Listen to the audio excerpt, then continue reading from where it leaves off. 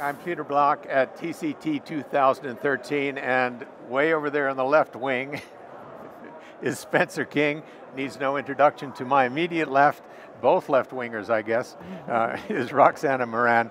And we now are going to talk about the trial that everyone has been waiting for, the results of which were just released. Spencer, the Corevalve. Corevalve is the new kid on the block. Is it not as good as the Edwards valve for aortic valve replacement? Where do we stand? Yeah, I mean, it's not a new kid on the block because, as you know, tens of thousands of these have been implanted around the world. But importantly, this looked at a comparison of the extreme risk, the patients who are inoperable with this valve, and compared it to some controls that it's not a randomized trial, it's a registry, but looking at that, trying to find out what the performance of the valve is. And the performance turned out to be a bit similar in terms of stroke and mortality to what we'd seen in the extreme risk of partners, I think, at the 1 year time point. The outcomes, a lot of outcomes we're interested in. One of them is aortic regurgitation, which we know now is associated with worse outcomes. That was not severe. There was just a tiny bit of severe AI immediately after, but the moderate AI and mild began to decrease over time. So going out to a year, the measures showed that there was a diminution in the amount of of aortic insufficiency. Important to point out that's a Corevalve evaluation. That isn't just the investigators saying that. It's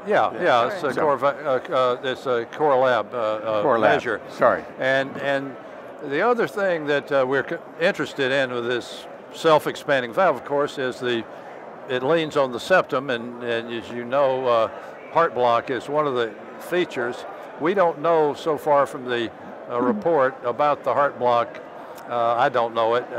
We would assume it's higher than we've seen with the balloon expandable valve. It has been in every other evaluation, but we don't know what that is. So I'm interested to find that out about the trial. But the overall results of this extreme high-risk group are not surprising. I think they're good. One good thing about it is, which I know you'll appreciate, Peter, is there's no control group. And I'm saying that because we know that this extreme risk group of patients without valve replacement die. Yeah. And so we can assume that a great many patients were saved in this registry. Yeah, let me go to Roxana. Roxana, 10,000 patients have been treated with this valve in Europe. Initially, it was the valve that everybody used in Europe, and now perhaps it's about 50-50 between Edwards and this valve and some of the newer ones.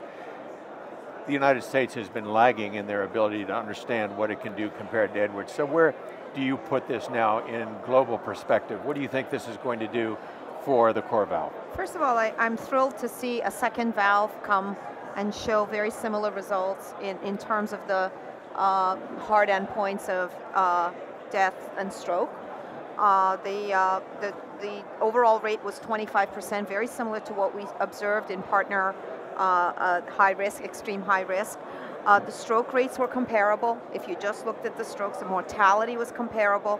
What I wanted to see, as everybody else is talking about, is the pacemakers, but also this valve has as far as the femoral approach, it has a smaller profile compared to the original partner study, and it would have been nice to actually see the vascular complications and the bleeding complications. Were they able to actually achieve better results in that way?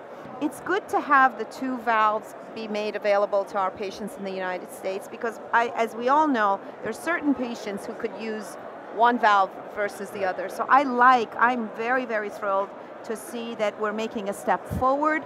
And I think there'll be many, many more of these valves coming down, next generation valves, and I hope we can catch up to our colleagues outside of the United States. Yeah, well, in all fairness, the FDA has not yet approved this valve. This is just the first sort of cut at the data. I think we will learn a lot more over the next weeks as the data are teased out and we really understand what it is and what it is not. But the bottom line going forward, I think, is it gives us an opportunity now to make a choice. And the problem is, or I guess the question is, Spencer, do you think that the second generation valves, there's a lot of them coming through now, are going to usurp all of these old valves, the old guys, or are they going to be just Me Too valves?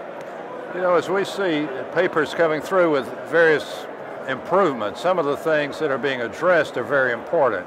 The aortic insufficiency is very important. It's a way to make sure that you don't do that. So it's a great interest in sizing and the valves and how this is all done. And as you know, there are devices to help prevent the aortic insufficiency.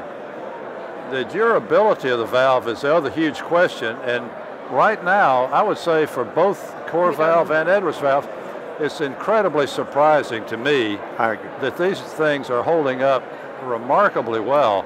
So that would have been one of my major concerns going in, and I'm very reassured in the intermediate follow-up we have that that's holding up.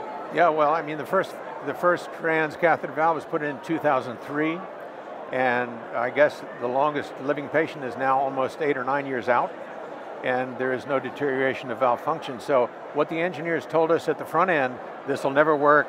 The surgeon said, you touch the valve and it's all going to come apart within 2 or 3 hours. We're just not seeing that. And I think that's good news going forward. Roxana, any last minute notes? I'm just thrilled to see we're making progress. So Roxana is happy we're moving ahead.